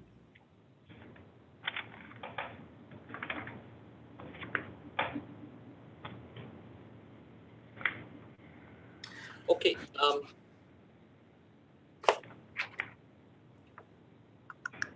I think this might just be I think when I was reviewing the budget, I think I came up to an issue with my own understanding of it. And I'm just kind of, because you say the City of London, I know the County of Middlesex also pays a share of the London, of the organization. So I just didn't know if it should just really say the municipal funding is 12.249. I think because that represents some funding that the city receives, not, I guess, the organization. So I think technically you're right. It is the City of London funding of 12.249 million because we get the county's share in another aspect. So that, anyways, sorry. It was just more my understanding of how the county revenue came in, and you don't get the county revenue directly. It comes in through the City of London. That's, guess what I'm trying to say. And John, that is a fair point. Approximately 15% of our funding comes from the county. The county, we have zero direct contact with the county when it comes to how the funding comes into our organization. Right. Yeah, and I had a conversation today with your representative Annette Repepi, and she kind of helped me through understanding all that. So, and it relates, I won't get into it, but it relates to business case number 19, and I think you may see a revision of your appropriation coming. Anyways, slight increase.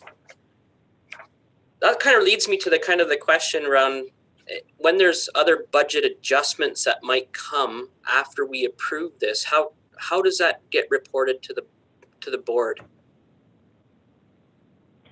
I think that's a great question. I think there's a lot of power in saying I don't know. Okay. So I don't know. I am definitely open to suggestions. Okay. And I just recognize that the board isn't approving the appendix, right?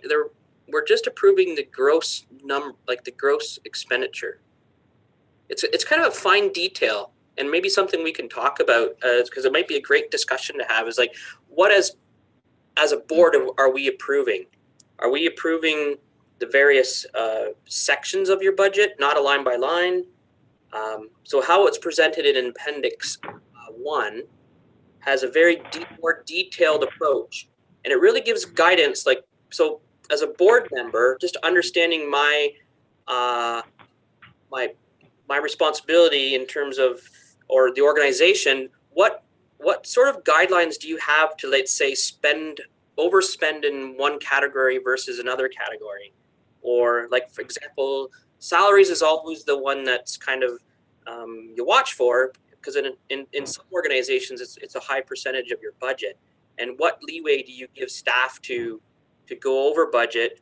So in some organizations, they have a budget policy that says they're allowed to, they have the flexibility of going over budget by 10%. And then if it's more than 10%, they go back to the board, for example, for approval, that so to speak. I'm not suggesting that at this point that it's anything different than what you're used to in terms of the board's approving a gross budget to fulfill the obligations of what your organization is doing for London and Middlesex. But I just wanted to kind of generate a conversation around and this, and clearly you're reporting on a monthly basis, very detailed. We can see it's very transparent. But do you know what I'm kind of saying is about what the board is approving as opposed to? Absolutely. Yeah. Absolutely. Now, the caveat here is that, I'm sorry to interject, the caveat here is that when I first started here, roughly 13 months ago, there was still a finance committee. And as budgets came forward, there was a finance committee. There would be detailed and extensive collaboration and discussion about the budgets. They would go into every line, and they would look for argumentation and discussion for those lines. Mm-hmm. Then the finance committee would say, okay, it comes down to this total budget number, and based on the discussion that we had for line by line that has resulted in this total budget number, we are comfortable now putting that forward to the board, and then the board would approve essentially what you are approving now. I think this is a wonderful question because it also shows a level of dedication to the organization. I would be all for leading in-depth discussion for our budgets either now or moving forward, because it creates some very healthy dialogue and also understanding for the board and this responsibility that you carry, plus a direction perhaps for us as an organization, especially banking on the knowledge and expertise that's part of the board of directors. Right. Okay. Yeah, because you know what, in my getting up to speed on this organization and looking at the information that you provided to your shareholder through their budget process, and now we're changing it, we're recosting it. So that information that we provided back in the fall of last year is now being changed by the board. And I didn't know if there was like kind of a loop back to the city or our shareholder to say, this is how we asked for our money, but now we're spending it this way. You know what I mean? And just to be transparent, because I'll take one item for example. I don't think in your cost estimates to the shareholder, to the City of London, that there was a reduction in municipal taxes, property taxes. Correct. And now it's been redistributed to other areas of your budget. Not to say that you didn't need it, but you do need it. But we didn't tell that story back then. Do you know what I'm saying? Absolutely. Okay. So I just think there just might be a loop back to the shareholder at some point, mentioning how our operating budget's been recosted. I don't know, maybe that's already happening with Annette. I'm not sure. Well, I do want to highlight that I've had repeated discussion with Annette and Brian, and also with Annette's predecessor, Gil. They have accompanied me, especially when I was new in the role and the CFO went on mat leave, quite a bit, especially moving into a multi-year budget process, which was my first time going through a multi-year budget exercise. And so this is not completely foreign. Whatever is in our budgets, a lot of the decisions that we've made are, I can't say in conjunction with the administrators because they cannot approve anything for us, but there's knowledge there in the city and there's frequent communication. So whether it's around anticipated cash flow challenges to our business unit balance to any type of dialogue that needs to happen for us to make informed decisions, that happens frequently with the city. So there is definitely a loop back. Now, when we talk about a loop back to city council, that may be different. I'm also not sure if that's fully required, and what I mean is that level of detail. Right. Okay. I just like, in terms of being transparent with that, right? It's just maybe to increase that transparency is to at some point, because we have another 4 years before you go back. I mean, on an annual basis, you go back for an update, but I know they've been clear to you already so far that they don't expect your organization, this organization, to come back for requesting more money. So they'll be 4 years until they see this recasted budget, potentially. I don't know, but I think it just might be a good idea to somehow go back and at least update the program plans that were provided. And I think there'll maybe a request to do that from staff at the City of London to come back and revise those the business plans and the program plans component. So maybe that's the opportunity to then modify those numbers. Do you know what I'm saying? I'm in full agreement. Okay. So just building on one of Mr. Milson's lines of thinking, I'm wondering, Mr. Vanderville, what the implications are operationally of the board approving Appendix One rather than the summary numbers. I don't know if you can speak to that or not as an option. Or Ms. McKenzie, if you have any thoughts on that as well. I'll lead in if I may, just because I'm excited to jump in. I don't think at this moment in time, if there's a real difference between approving the total budget number or what is in Appendix 1. Appendix 1 does provide a very detailed analysis and summary of where we have landed as an organization and where our different departments, as they've built our budget from zero, feel confident that they can steward our organization financially while hitting service levels, while being responsible with the public's dollar. I am for either soon or at a future point to have some detailed and in-depth discussion if needed. But the work that has gone into this budget has been very comprehensive. It has been informed. It was built on the 2019 zero-based budget exercise that we performed at the time. This was prior to my arrival at the organization. And so there is a methodology that's stewarding the way that we put these budgets together. And in my opinion, that has been done well by the organization and the various people responsible for it. Ms. McKenzie. Sorry, the only I don't want to necessarily not support what Mr. Vanderville is saying. I'm just wondering if there's some concern that by including or having you vote on appendix that's attached here, that it might tie the organization's hands with regard to spending. Are we not giving ourselves maybe a little bit more leeway with not keeping it at the higher level? So I would suggest it might be better just to potentially remove that appendix. And yeah, I will leave that with you. Thank you. So maybe I'll defer any further discussion on this to whether, if a motion comes forward, to have some debate on the matter and discussions, just so we don't get a cross conversation. Any further questions?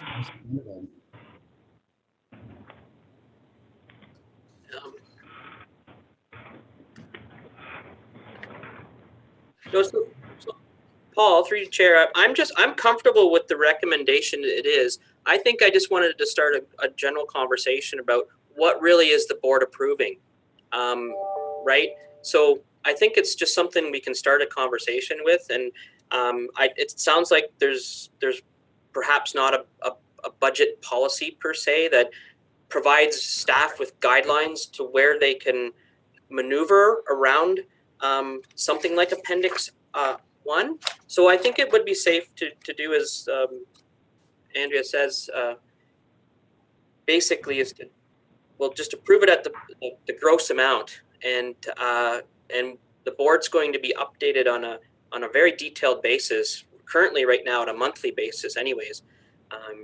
So I'm comfortable with monitoring as a my duty as the board is making sure that specifically at a category basis, like let's say total maintenance materials from a month to month, I should expect to see that $5,271,657 in there, right? And if it's not in there, I'll question why that budget was changed from a previous month or something like that.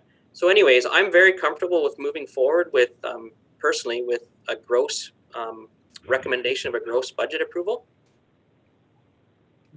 But it's just, I just wanted to start a kind of a generative type conversation with respect to this particular item. Sounds like a good offline discussion. Yeah. Further questions from Mr. Vandervelde? Yes, Ms. Anderson. I actually don't have a question. I was just going to echo John's comments that we might not need a formal policy, because in our role as board members, staff have laid it out for us in the appendix, and like John described, if it comes forward in the future and the numbers are different, that would be our opportunity to question why and receive an explanation. So I would expect that staff would justify it at that time. So I'm also comfortable with the approving the number itself, and then as our obligation of board members would be to monitor that and ask questions about the numbers going forward. Great. Yeah. Further questions? Okay, forgive me, I have two. One is, I noted that painting in the recasted budget, painting, electrical, plumbing, a lot of those categories have decreased significantly from the 2020 number that was provided, which I'm assuming is the draft budget. I'm just wondering if that's because we've seen quite a bit of work that's been done. I'm assuming that's related generally to the outputting of new units or the retrofitting and repair costs. So I'm just wondering if there's a reason for those kind of categories being decreased. Not specifically. This is the line items that you're describing, they have decreased slightly in order to prioritize other line items that are part of the same budget, but more so to make all the line items and the activities that are related to those subsequently fit in that portion of the budget. Okay, that's helpful. Paul, I think that's a very good question, and primarily reverting back to your March update statement, right? Is because that's where now you see some of the bigger deficits happening is in painting, and heating and ventilation and things like that maybe have been reduced. So anyways, it's just something to point out, that something to watch, I guess, too, right? To try to bring that deficit down. Indeed. The second question I had is then related to the previous reports that we had. So we already know that we're looking at some operating deficits for some of the first quarter of 2020, and we didn't adjust to factor that in. But I understand we adjusted for COVID and a number of other items. I'm just wondering why we didn't incorporate that in, and if we have any plans then for trying to address those operational deficits as we go along. I'm just assuming we're going to be not spending as much money in the later period, but I'd welcome any other thoughts on that. That is exactly correct. And the transparency that the zero-based budget exercise has provided us gives us this great insight to look at what remains over the year, what are the priorities that each department would set, and then subsequently make decisions that are in alignment with those priorities and in alignment with our budget. And once more, I'm absolutely thrilled that we have a full leadership team now in complement that can, really put the finger on the pulse when it comes to budgets and budgetary restrictions and the spending that is attached to that. Okay, that's great. Thank you. Any further questions from Mr. Vandervelde for a very important topic that finally we're getting to, which is great. So I'm sure everyone's very happy about that. We have a recommendation then, or sorry, seeing none, we have a recommendation to approve the operating budget totaling $23,928,784, including $12 million of City of London funding. Is there a mover for that motion? Mr. Milson. there a seconder? Ms. Wilson, is there any debate or discussion?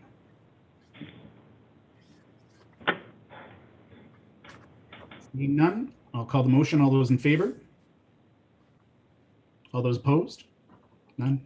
It is carried. Great. Well, thank you for that. That's very, very important and very good. The next item we're moving on to, I believe, is the landscape tender, and that would be, I'm thinking, Mr. Leslie.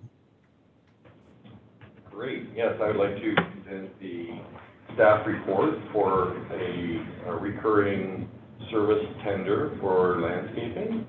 It's a 3-year tender. Previously, we had a 3-year tender in 2016, and then it was extended in 2019. So this tender, we went through bids and tenders for the first time, kind of due to the COVID-19, and we had some people bid on it, and we had one company that bid on all 3 portfolios, one that bid on just the portfolio number 2, and we confirmed with them that they weren't interested in the other 2. And so we kind of came out with it was actually our previous contractor that had done the work before, S&K Property Maintenance. And so on the recommendation of the Manager of Capital Projects and Construction, with the concurrence of the Interim Director of Finance and the Interim Chief Executive Officer, I'd like to recommend that we award this work to the compliant and lowest bidder, S&K Property Maintenance, for $688,244.84 over 3 years. That's the tax-in price.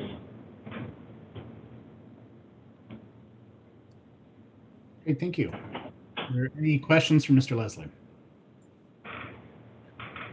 Mr. Nelson. Hi. Yeah, through the chair. I'm just so with these the way the reports outline and stuff. I was just my question really is how does this compare to the budget we just approved? Is it within budget for this particular item? I think it's found in probably the building general area. Yeah, so the landscaping is included in the zero-based budget for operating, and it was broken up into 3 different portfolios, and those numbers are replicated exactly to what this was. They were actually based on this report. So if we approve this tender it's within budget then? That is correct. Okay.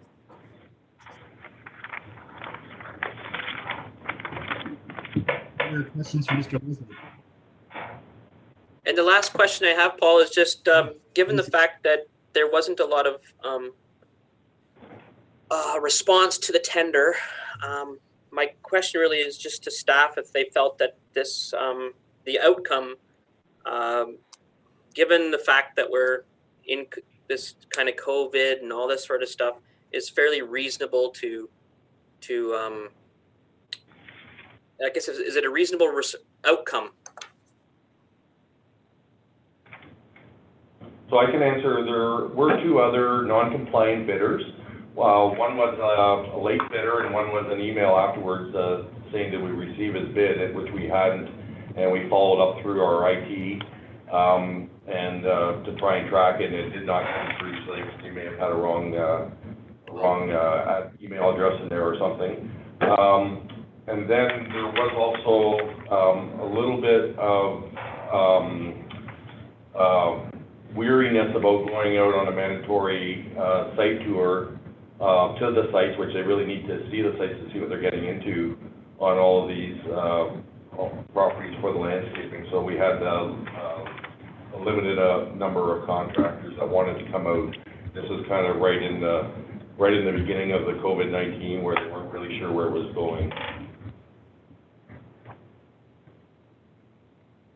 So given all that, you feel like staff just feels that it's a reasonable outcome and we shouldn't go retender or anything like that?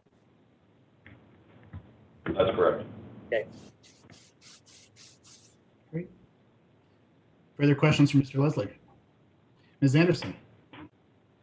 Just following up on John's question, he asked if it's within budget. Did I understand that it's actually, the budget actually reflects the exact numbers from this recommendation? So these numbers were built into the budget exactly? That's correct. We had the tender results and kind of could see that there was, we kind of could see what the successful bidder looked like on it. And so we did put those numbers in. Now, there were some other line items that were normally in the budget that were brought into this tender process. So more cleanups on site that spring and the fall were included. Before, in the other years, they were basically just doing a lawn cutting and a raking. And then everything else was kind of piecemeal on top of that. So this is all inclusive, and that also includes some light pruning and hedge trimming, parking lot sweeping. There's a line painting for parking lots built in at a small price, as well as overseeding and things like that. So we really looked at all the different gaps that we had before in the landscaping and kind of built it up and filled in the holes there. Okay, so if I understand you correctly, if we accept this recommendation, there won't be any dollar cost savings come out of the budget, but it sounds to me like, in your opinion, we're getting good value when you consider all of the components that have been included. Is that right? That is correct. Thank you. As well as better workmanship as well. It's the way it was worded. It's just it's a little tighter tender than we've had in the past. Thank you. Ms. Jones, I think I saw your hand go up. I did. Thanks for that. I wanted to speak to John's question regarding the number of bidders on the process. I think this is indicative of what trades are seeing in general in the construction industry, lack of skilled trades and availability of subcontractors to perform work. And I think that it's something that we need to keep on our radar for not only our operating budgets, but our capital programs going forward. It's getting increasingly harder to find qualified trades who will even come to the table for bidding, let alone perform the work. So the fact that we've got a couple was a good catch. Our sites offer, jump in there. Our sites offer some extra challenges sometimes for our contractors.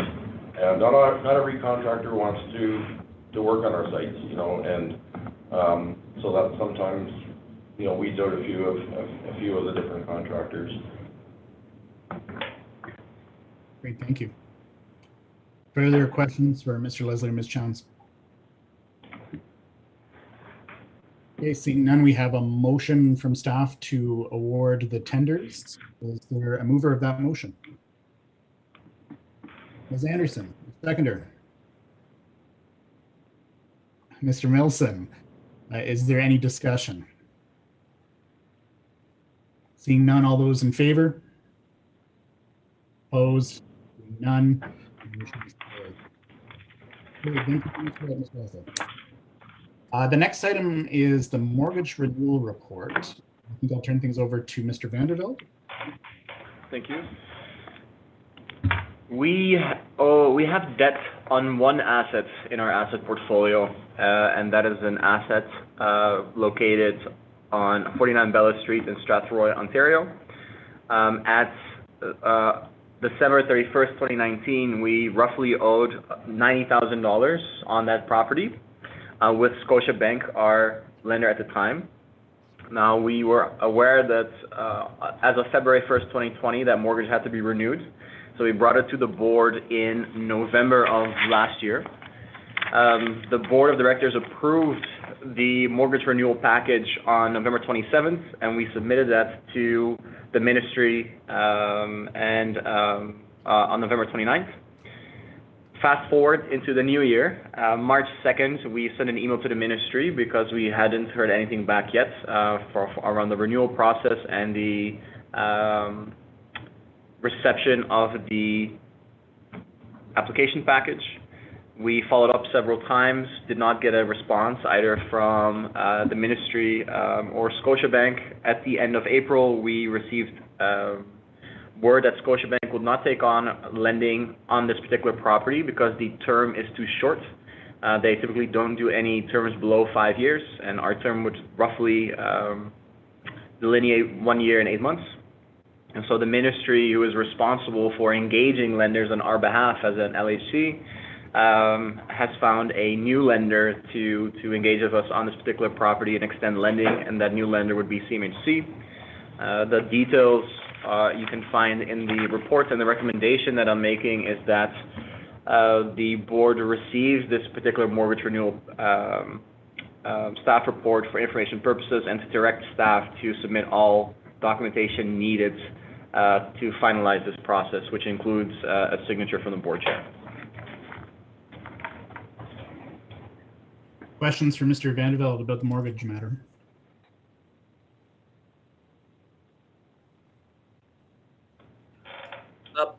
Through you, Chair. Originally, I was going to suggest, you know, with potentially not hiring all the 12 staff anyways, that we could just pay off this. But given the fact that we've received two monthly reports so far, both saying deficits, I wouldn't be recommending that now. So I don't have anything further to say, except for, do we know the interest rate at which this mortgage would be at? Currently, we don't, not yet. The interest rate is not available yet until the Government of Canada Treasury has completed their hedging process. However, the direct lending rates stipulated by Cmhc will be guaranteed lower than market, so actually are getting a bit of a better deal. I do want to address one comment you made. From what I understand, business case 19 monies cannot be spent on anything else apart from the staff and the intention that was stipulated in the business case. So even if we wanted to, I don't think we could use that business case to pay off our mortgage. I just wanted to put that out there. Okay. Further questions from Mr. Vandeveld? Seeing none, we have actually. Yes, Mr. Nilsson. With just that comment got me another question. Then, if we can't spend it on anything else, then those deficits are true. Regardless if we get the money, we can't spend it on other aspects. Do you know what I'm saying? Yeah, I understand what you're saying. That's a good point. Okay. Because I'm not sure if that's. I mean, something to explore. If that's your thinking, is that we can't spend that on anything else other than those 12 new staff and costs related to it, that increases my concern with respect to the deficits. But okay, I think I'll leave it there. Okay. Further questions? Being none, the staff recommendation is to have staff be directed to submit all the documentation to satisfy the mortgage renewal process. Is there a mover of that motion?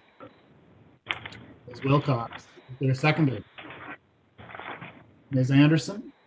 And discussion? Ms. Anderson, did you do this? No? Okay. Any further discussion? None. I'll call the question. All those in favor? Opposed? It's carried. Well, that's perfect. Thank you very much. A lot of really important and dense information all in that section. So we appreciate everyone's hard work and a lot of really great activity over the last month for sure. Well, I know no longer than that, of course, as well. With that, we're moving on then to new business and inquiries, if I believe we've got the agenda correct.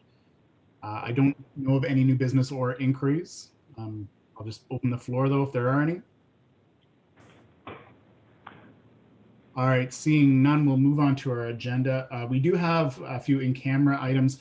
I'm looking at the clock though, and it's currently almost 7:30 right now. I'm wondering if there's any appetite from the board members to take a brief recess before the in-camera items, or if you'd like to continue to move on forward.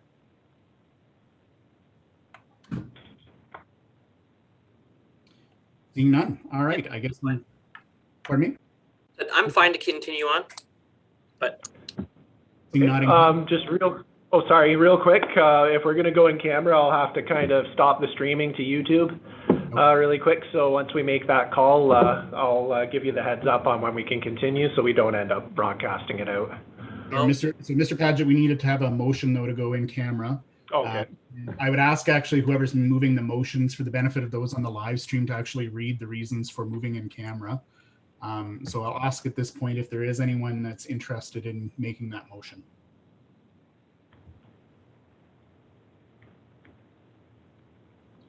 There's no motion to move in camera? No, I'll make the motion. Does that mean I have to like read this out? Yes, you do, sir. All right. Okay, I'll make the motion that we go in camera for the 3 items. One is a matter pertaining to litigation or potential litigation, including matters before administrative tribunals affecting the corporation. The second is another matter pertaining to personnel matters involving identifiable individuals who are London and Middlesex community housing employees with respect to the employment-related matters. And then lastly, a matter pertaining to the personal matters involving an identifiable individuals who are London and Middlesex community housing employees with respect to the employment-related matters. Thank you. Any further items? All right, can I have a seconder for that motion? Ms. Wilcox, thank you very much.